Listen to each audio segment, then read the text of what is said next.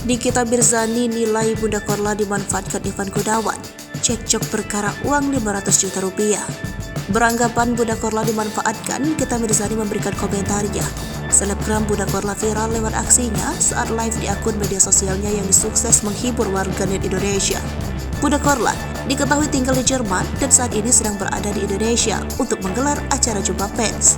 Sebelumnya, Bunda Korla dikabarkan menerima tawaran pekerjaan dari selebgram Maharani Kamala yang merupakan pemilik brand kosmetik MS Glow.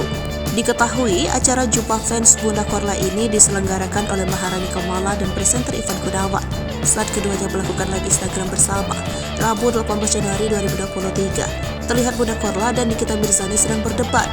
Muncul dugaan bahwa hal tersebut yang menyebabkan Nikita Mirzani beranggapan bahwa Bunda Korla dimanfaatkan. Tudingan itu muncul setelah Ivan Gunawan dan Maharani diduga membayar Bunda Korla senilai 500 juta untuk event tersebut. Nikita menyebut lebih baik Bunda Korla datang kepadanya akan ia beri uang 500 juta tanpa embel-embel. Coba Bunda datang ke aku beri 500 juta tanpa embel-embel.